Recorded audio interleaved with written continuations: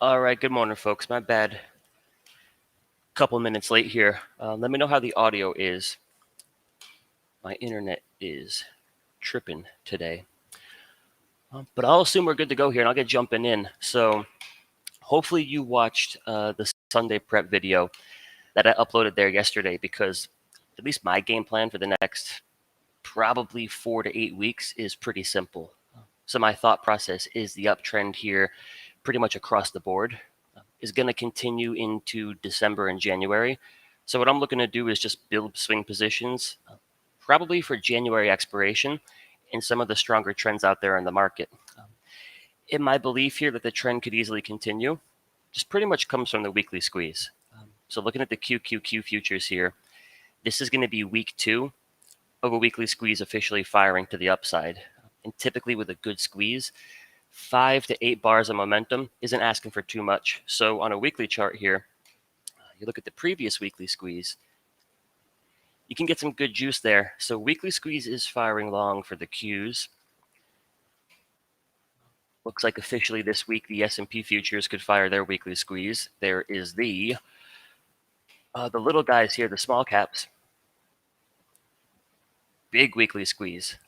You've got the breakout. It hasn't fired just yet. And then if you look at the YM, there's a weekly squeeze coiled up here as well. So I think we'll go higher into December, January, etc. It doesn't mean that along the way, and there might not be too many, but you at least got to be prepared for along the way as we go from point A to point B. There might be a couple of flushes. And you kind of look back towards last week, you get the little baby flush here to your AEMA. So when you get that little bit of selling pressure, the key is whether or not it changes anything. Meaning, does the pullback, if you want to call that a pullback, does it change the structure of all the charts? Are we breaking through important levels of support, levels of important moving averages? Is momentum getting tossed around? That didn't happen this time around. So I think when you get those little flushes that don't really change the structure, you want to use those as buying opportunities in a market this strong. Same thing goes for the Qs here. So you break the AEMA, but you're also up here at plus like 3.5 ATR above the 21. So a flush makes a little bit of sense, but it doesn't change the structure of anything. So I think you want to buy into things like that. But in terms of what's looking good here, Netflix is kind of the prime example. You find an uptrend, you find a crap load of bullish momentum, but then you're looking for the flush. So for me, it's really tough to build a decent position in Netflix up here. But on the flush to the 21 EMA, I'll take that all day long. So I think you're looking for things like that in this market. Now, at this point on Netflix, I think it's gearing up for a move into 700. Where are we going to open up today? 685. Kind of tough to suggest you chase it up here, even though I think we're going to 700 ultimately. Put it this way. I think we're going to 700. You have the trend, the structure, the momentum to do it. If you're going to buy it up here, just about 2 ATR above the 21, just don't get shaken out if we dip.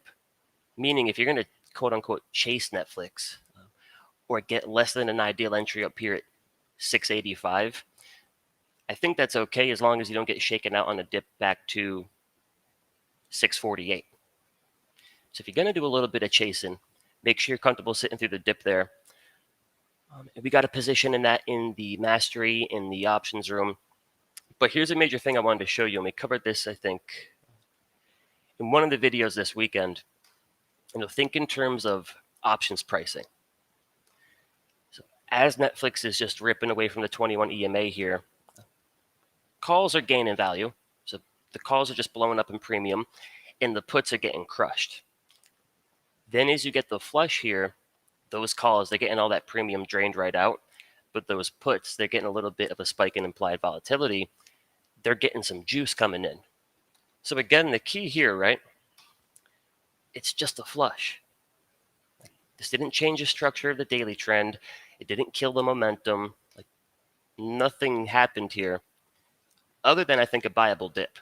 And when you look at a stock and a trend like a Netflix, I think that has to be the mentality. When you get that flush, and when everybody who's chasing up here is starting to feel some pain, that's when you're coming to take your entry. But in terms of options pricing, think in terms of selling a put credit spread.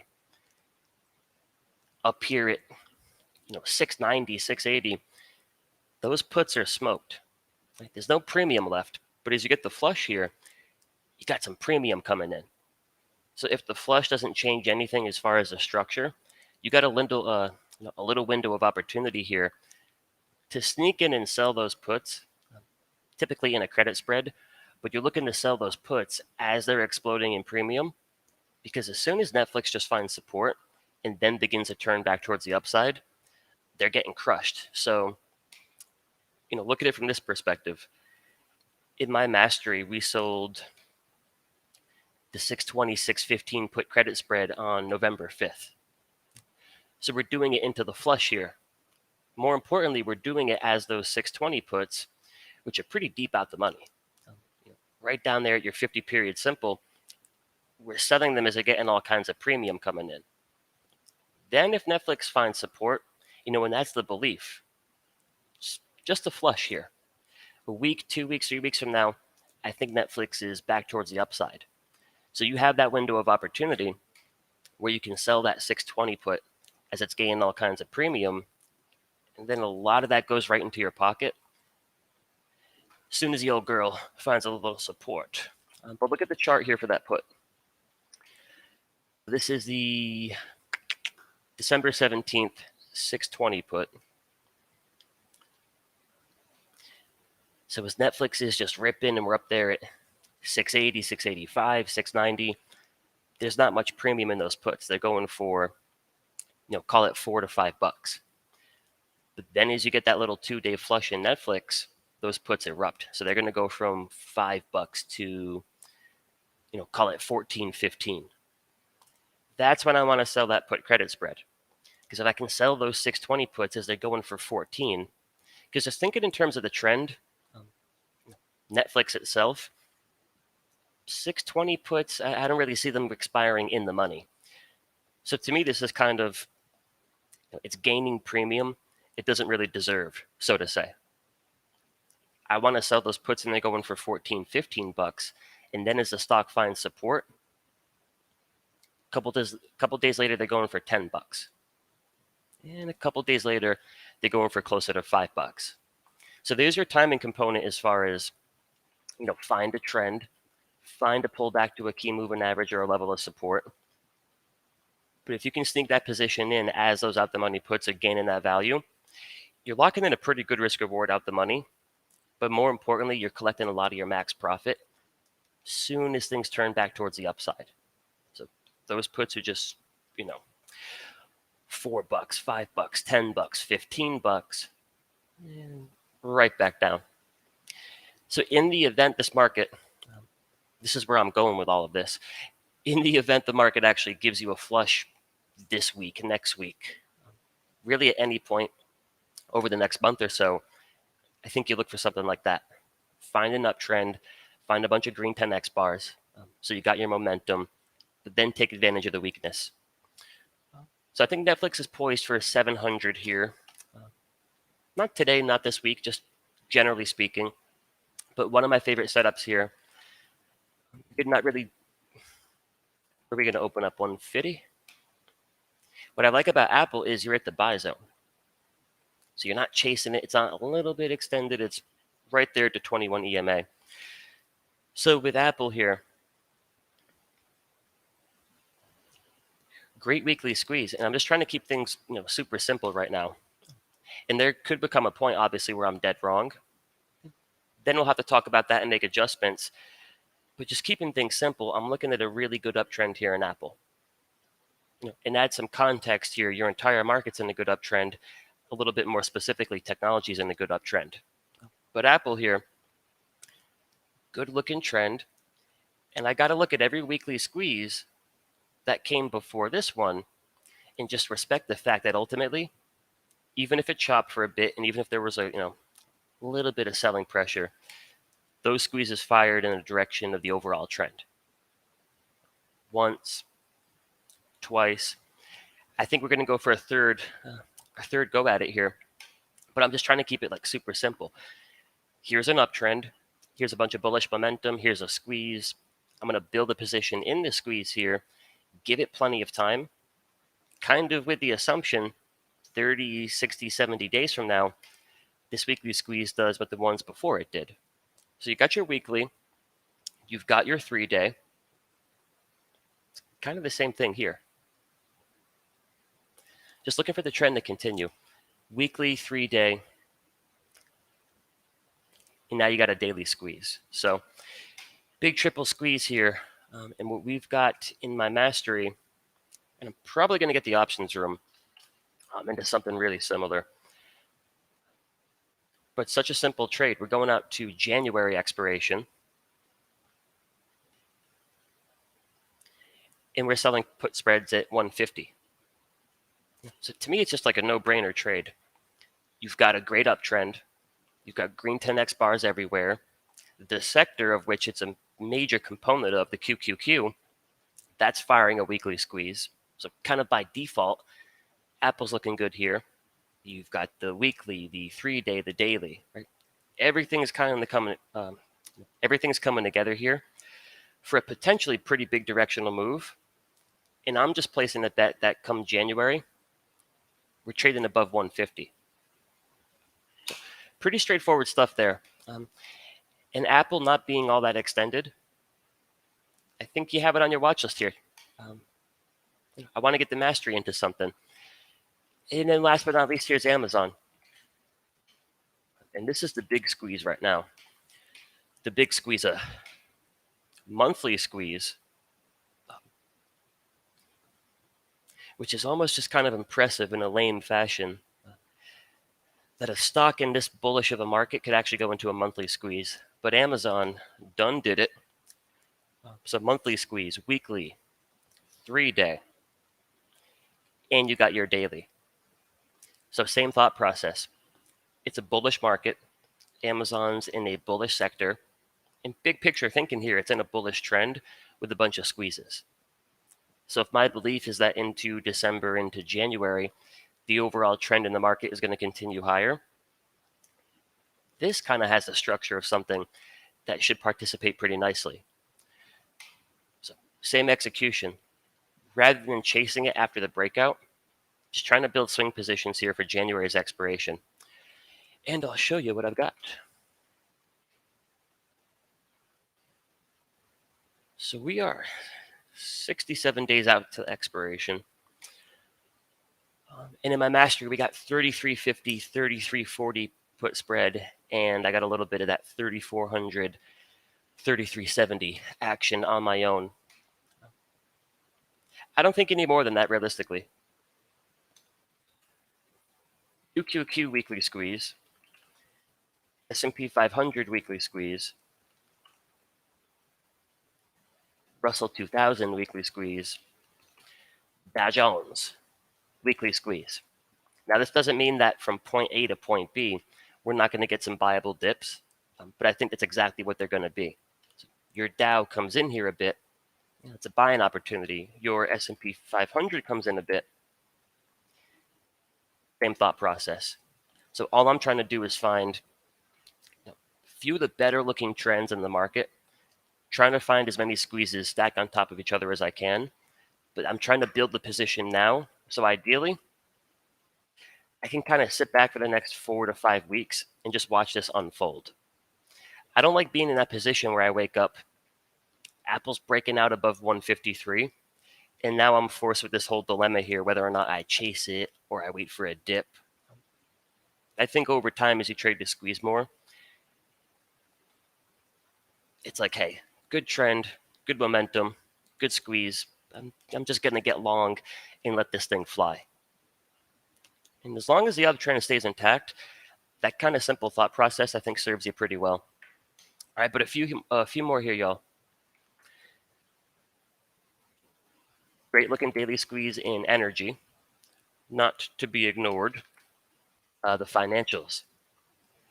Great looking daily squeeze here as well. Remember, Goldman, Bank of America, JP Morgan is a general statement. It's all going to be the same trade here. So what you're really looking for, and you could say the same thing about Apple, Google, Amazon, Microsoft, where if one of them rips higher into December, January, most likely all of them did. So when you find a good daily squeeze in just a sector ETF here like XLF, don't be afraid to just trade the ETF itself. I think it kind of simplifies the process. So we might look for a few, I don't know. It's one of those markets right now where, if you started to catch a case of Ash Ketchum syndrome, you're going to have a tough time here. Everything as a general statement looks good. So I could make an argument to trade XLE. With that, I can make an argument that we can trade ExxonMobil. We could trade Chevron. We could trade EOG. Financials look great here. So pretty much anything in that basket you could look to buy. Not as sexy, obviously, but here's real estate. Right? You have a decent argument to get long real estate here. And then you have healthcare, which was one of the stronger trends in the overall market. Up to this point, you still got a bunch of green 10x bars. Then you've got the home builders. Here's another, here's another weekly squeeze you can throw into the mix. So that's a tough thing potentially. The tough thing about this market, everything looks good. You could find yourself with 20 open positions right now. I think you try to cover all your bases with a few positions. So Apple, Amazon, I think you're pretty much covered there on the tech side of things. So if you're long Apple and Amazon, do we really need to stress about getting long Microsoft? They're probably going to move together as a general statement. So I think, you get some Apple, you get an Amazon,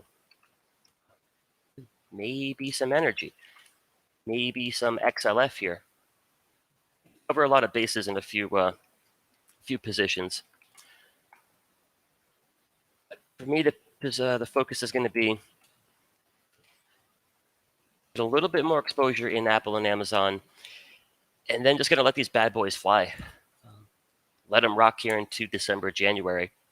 And what I like about that is like Apple, for example. 70 days till expiration. We got a put credit spread here at 150. If we so please, we could spend the next 60, 70 days trading around that position.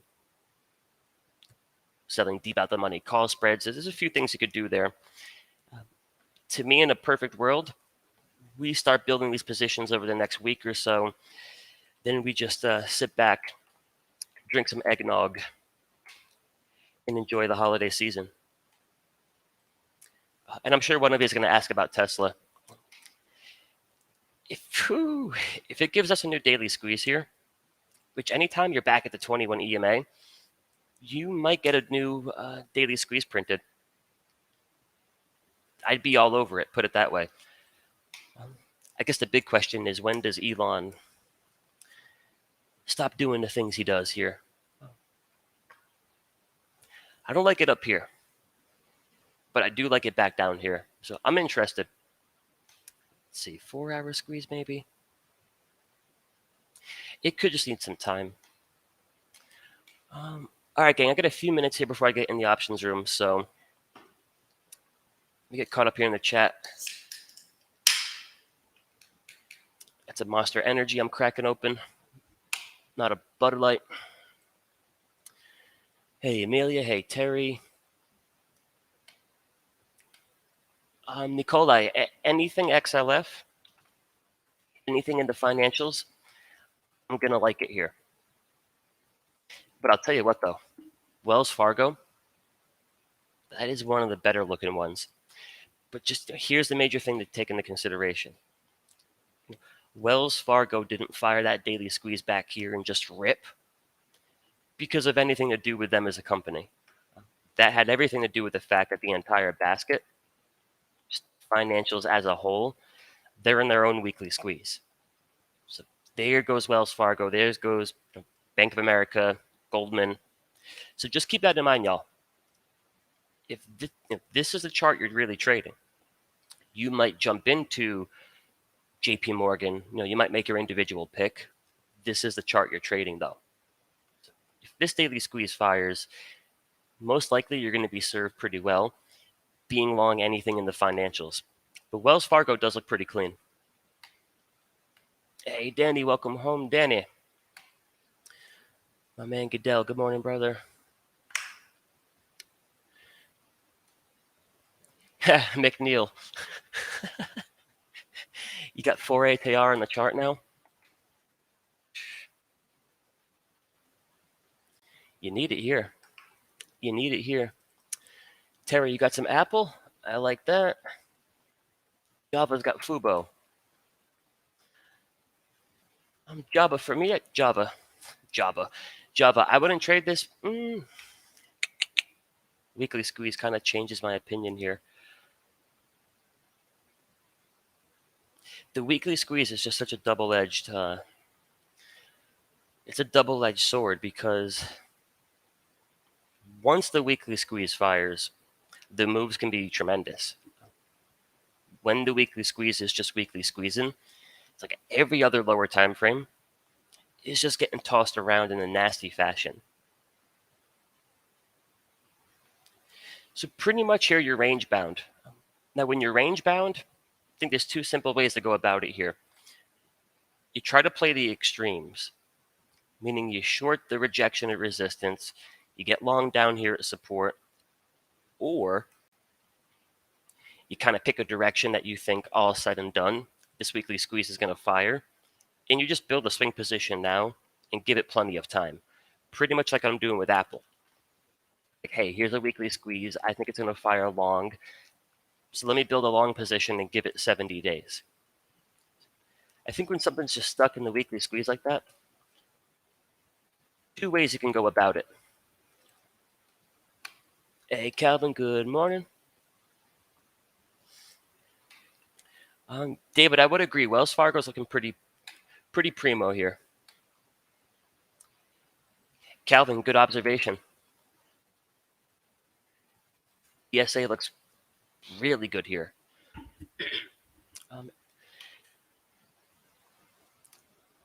And I think PSA, it's a pretty good chunk of IYR.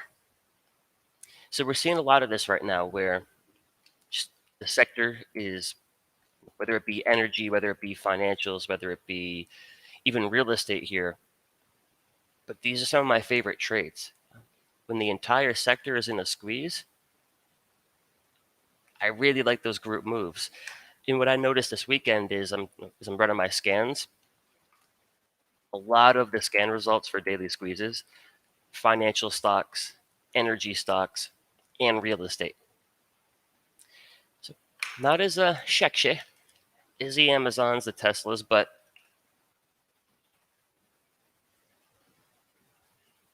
good squeeze is a good squeeze. Good squeeze is a good squeeze. All right, y'all. Listen, I got to cut you off here, though. I got to jump into the options room.